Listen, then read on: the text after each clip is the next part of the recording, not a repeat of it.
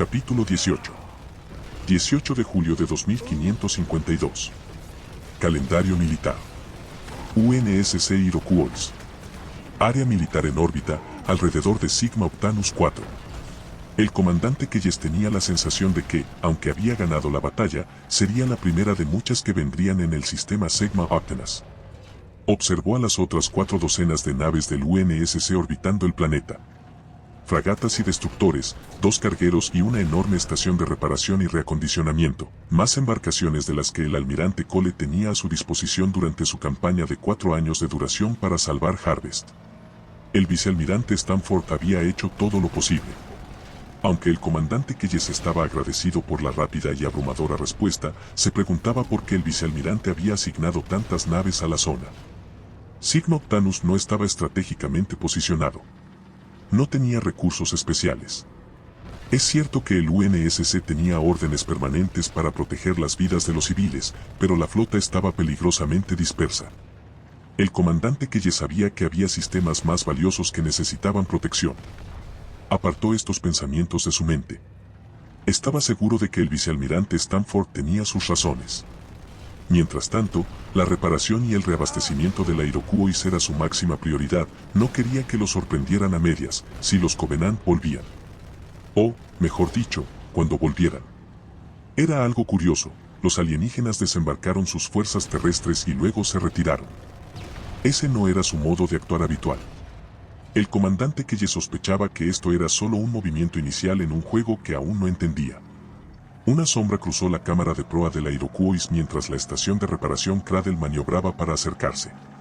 La Cradle era esencialmente una gran placa cuadrada con motores. Grande era un eufemismo, tenía más de 1 kilómetro cuadrado. 3 destructores podrían ser eclipsados por su sombra. La estación funcionando a todo vapor podría reacondicionar 6 destructores, 3 en su superficie inferior y 3 en su superficie superior, en cuestión de horas. Andamios se desplegaron desde su superficie para facilitar las reparaciones. Tubos de reabastecimiento, mangueras y tranvías de carga se conectaron para abastecer a la Iroquois. No obstante, se necesitaría toda la atención de la Cradle durante 30 horas para reparar a la Iroquois. Los alienígenas no habían disparado ni un solo tiro serio. Sin embargo, la Iroquois casi había sido destruida durante la ejecución de lo que algunos de la flota ya llamaban el bucle de Keyes. El comandante Keyes le echó un vistazo a su tableta de datos y a la extensa lista de reparaciones. 15% de los sistemas electrónicos tenían que ser reemplazados, quemados por el PEM cuando el misil Shive estalló. Los motores de la Iroquois requerían un reacondicionamiento completo. Ambos sistemas de refrigeración tenían válvulas que se habían fundido por el tremendo calor. 5 de los imanes superconductores también tenían que ser reemplazados. Pero lo más problemático era el daño en la parte inferior de la Iroquois. Cuando le dijeron al comandante Keyes lo que había pasado, salió en un interceptor Longsword, para inspeccionar personalmente lo que le había hecho a su nave. La parte inferior de la Iroquois había sido raspada cuando pasaron por encima de la proa del destructor alienígena. Sabía que había algunos daños, pero no estaba preparado para lo que vio. Los destructores del UNSC tenían casi 2 metros de titanio, una placa de batalla en sus superficies. El comandante Keyes la había desgastado toda. Había abierto brechas en todas las cubiertas inferiores de la Iroquois. Los irregulares bordes dentados de la placa se enrollaban hacia afuera de la herida. Hombres en paquetes de propulsión de caminata espacial estaban ocupados cortando las secciones dañadas para poder soldar nuevas placas en su lugar. La parte inferior estaba lisa como un espejo y perfectamente plana. Pero Keyes sabía que la apariencia de planitud benigna era engañosa. Si el ángulo de la Iroquois hubiese estado inclinado un solo grado hacia abajo, la fuerza de las 2 naves en el impacto habría destrozado su nave por la mitad. Las rayas rojas de la guerra que habían sido pintadas en el lado de la Iroquois parecían tajos sangrantes. El comandante del muelle le había dicho en privado al comandante Keyes que su tripulación podía raspar la pintura, o incluso volver a pintar las rayas de guerra, si él quería. El comandante Keyes había rechazado educadamente la oferta. Quería que permanecieran exactamente como estaban. Quería que le recordaran que, aunque todo el mundo había admirado lo que él había hecho, había sido un acto de desesperación, no de heroísmo. Quería que le recordaran lo cerca que estuvo de la muerte. El comandante Keyes regresó a la Iroquois y se encaminó directamente a sus dependencias. se sentó en su antiguo escritorio de roble y tocó el intercomunicador. Teniente Dominique, tiene el puente durante el próximo ciclo. No quiero ser molestado, de acuerdo, comandante. Entendido. El comandante Keyes se aflojó el cuello y se desabrochó el uniforme. Tomó la botella de whisky escocés de 70 años que su padre le había dado del último cajón y luego vertió 4 centímetros en un vaso de plástico. Tenía que ocuparse de una tarea aún más desagradable, que hacer con el teniente Jaggers. Jaggers había mostrado un cierto grado de cobardía, insubordinación y estuvo a punto de provocar un intento de motín durante el enfrentamiento. Keyes podría haberle hecho un consejo de guerra. Todas las regulaciones de los libros se lo gritaban, pero no tenía la capacidad de enviar al joven ante una comisión de investigación. En su lugar, se limitaría a trasladar al teniente a un lugar en el que aún haría algún bien para el UNSC, tal vez un puesto de avanzada lejano. Toda la culpa era suya. Como comandante, era su responsabilidad mantener el control, para evitar que un tripulante pensara siquiera que el motín era una posibilidad. Suspiró. Quizás debería haberle dicho a su tripulación lo que estaba intentando, pero simplemente no había tiempo. Y ciertamente, no había tiempo para una discusión como Jaggers hubiera querido.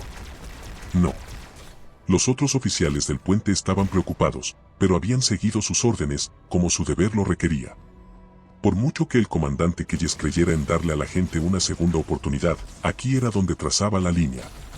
Para empeorar las cosas, transferir a Jaggers dejaría un hueco en la tripulación del puente. El comandante Keyes accedió a los registros de servicio de los oficiales subalternos de la Iroquois. Había varios que podrían calificar para oficial de navegación.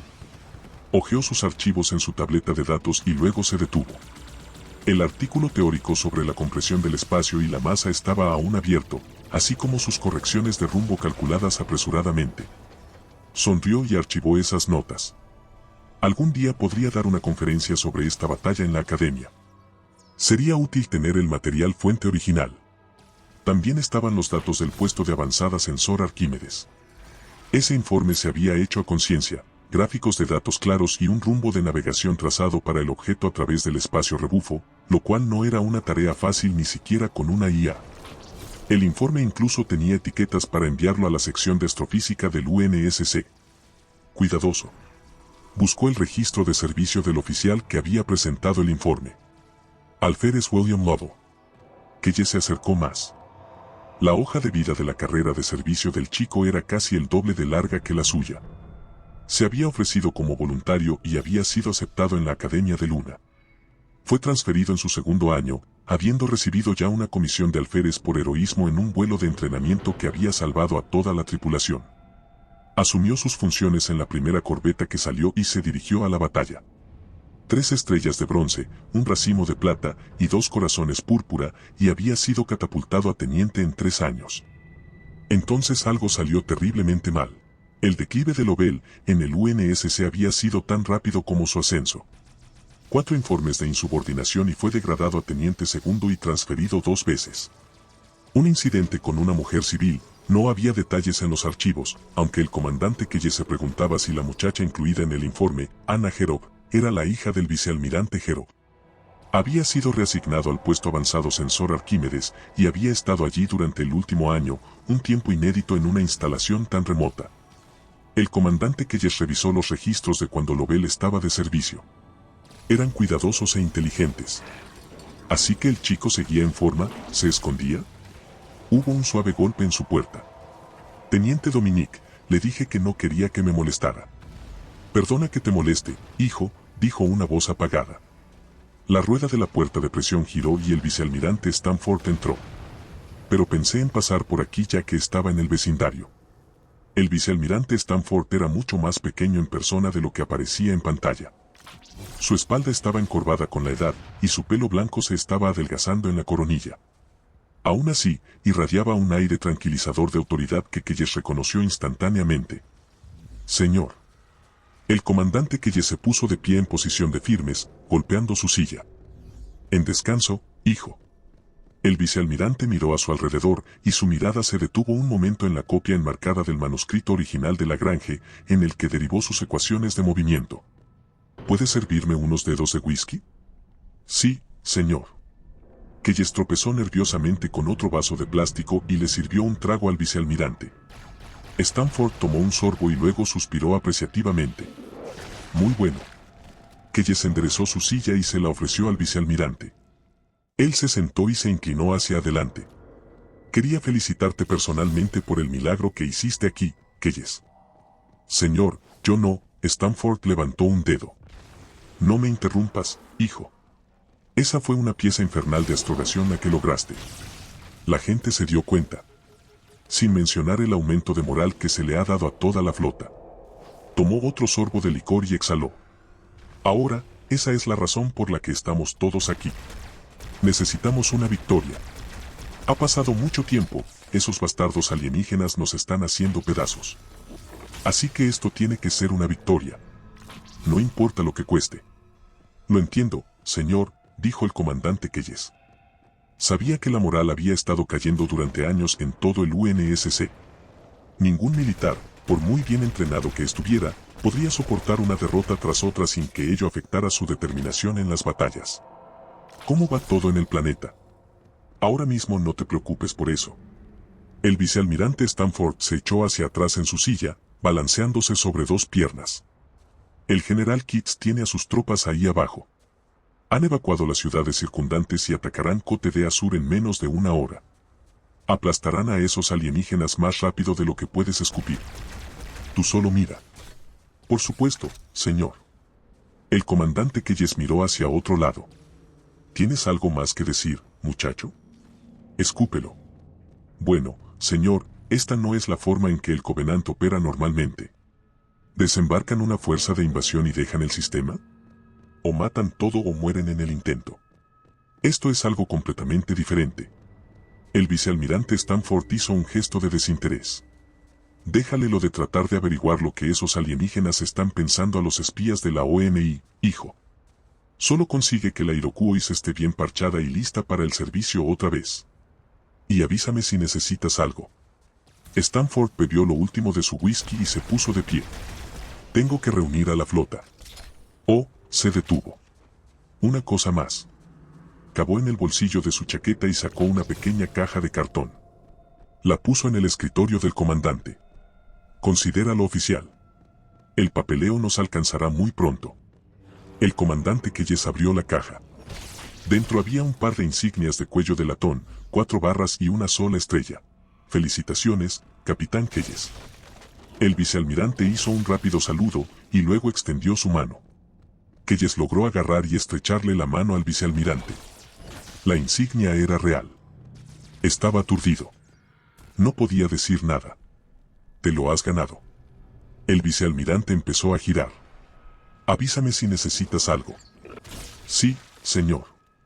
Keyes miró fijamente hacia la estrella de bronce y las rayas un momento más, y finalmente apartó su mirada. Vicealmirante, hay una cosa. Necesito un oficial de navegación de reemplazo. La postura relajada del vicealmirante Stanford se endureció. Me enteré de eso. Es un asunto feo cuando un oficial de puente pierde el estómago. Bueno, solo di el nombre del candidato y me aseguraré de que lo tengas, siempre y cuando no lo saques de mi nave. Él sonrió. Continúe con el buen trabajo, capitán. Señor. El capitán Keyes saludó. El vicealmirante se retiró y cerró la puerta. Keyes prácticamente cayó sobre su silla. Nunca había soñado que lo harían capitán. Volteó la insignia de bronce en la palma de su mano y repitió su conversación con el vicealmirante Stanford en su mente. Él había dicho, capitán Keyes. Sí. Esto era real. El vicealmirante también había dejado de lado sus preocupaciones sobre el Covenant demasiado pronto. Algo no tenía sentido. Keyes pulsó el intercomunicador. Teniente Dominique, rastree el transbordador del vicealmirante cuando se vaya. Hágame saber en qué nave está. Señor. ¿Teníamos un vicealmirante a bordo? No me informaron. No, teniente, sospecho que no. Solo rastree el próximo transbordador que salga. Sí, señor. Keyes volvió a mirar su tableta de datos y volvió a leer el CSV del alférez Lovell. No podía deshacer lo que había pasado con Jaggers, no podía haber una segunda oportunidad para él. Pero tal vez podría equilibrar los libros dándole a Lovell otra oportunidad. completó el papeleo necesario para la solicitud de transferencia. Las formas eran largas e innecesariamente complejas. Transmitió los archivos al comando del personal del UNSC y le envió una copia directamente al personal del vicealmirante Stanford. Señor. La voz del teniente Dominique resonó en el intercomunicador. Ese transbordador atracó con la Leviathan. Póngalo en pantalla. La pantalla sobre su escritorio se encendió en la cámara 5, la panorámica de popa a estribor. Entre las docenas de naves en órbita alrededor de Sigma Octanes 4, fácilmente vio a la Leviathan. Era uno de los 20 cruceros del UNSC que quedaban en la flota. Un crucero era la nave de guerra más poderosa jamás construida por manos humanas. Y que sabía que estaban siendo retirados lentamente de las áreas delanteras y estacionados en la reserva para proteger las colonias interiores. Un trozo de sombra se movió bajo la gran nave de guerra, negro moviéndose sobre negro. Se reveló solo por un instante ante la luz del sol, y luego se deslizó de vuelta a la oscuridad. Era un merodeador. Esas naves de sigilo eran usadas exclusivamente por inteligencia naval. ¿Un crucero y una presencia ONI aquí? Que ya sabía que había algo más que una simple subida de moral. Intentó no pensar en ello. Era mejor no ir demasiado lejos cuando se cuestionaban las intenciones de un oficial superior, especialmente cuando ese oficial era un vicealmirante. Y especialmente cuando inteligencia naval estaba literalmente acechando en las sombras. Que se sirvió otros 3 dedos de whisky escocés, apoyó la cabeza en su escritorio, solo para descansar los ojos por un momento. Las últimas horas lo habían agotado. Señor. La voz de Dominique en el intercomunicador despertó al capitán Keyes. Transmisión entrante a toda la flota por el canal de prioridad alfa. Keyes se incorporó y se pasó la mano por la cara. Miró hacia el reloj de bronce que colgaba sobre su litera, había dormido durante casi 6 horas. El vicealmirante Stanford apareció en pantalla. Escuchen, damas y caballeros, acabamos de detectar un gran número de naves del Covenant que se agrupan en el borde del sistema. Estimamos 10 naves. En la pantalla, las siluetas demasiado familiares de las fragatas del Covenant y de un destructor aparecieron como manchones de radar fantasmagóricos. Nos quedaremos donde estamos, continuó el vicealmirante. No hay necesidad de embestir y hacer que esos feos bastardos tomen un atajo a través del desliespacio y nos debiliten. Preparen sus naves para la batalla. Tenemos ondas recogiendo más datos. Los pondré al día cuando sepamos más. Stanford fuera. La pantalla se volvió negra. Keyes encendió el intercomunicador. Teniente Hall, ¿cuál es nuestro estado de reparación y reacondicionamiento? Señor, contestó ella. Los motores están operativos, pero solo con el sistema de refrigeración de reserva. Podemos calentarlos al 50%. El reabastecimiento de misiles Archer y munición nuclear está completo. Las armas MAC también están operativas. Las reparaciones de las cubiertas inferiores acaban de empezar. Informe al comandante del muelle que saque a su tripulación, dijo el capitán Keyes. Vamos a dejar la Cradle. Cuando todo esté despejado, dispare los reactores al 50%. Vayan a sus estaciones de batalla.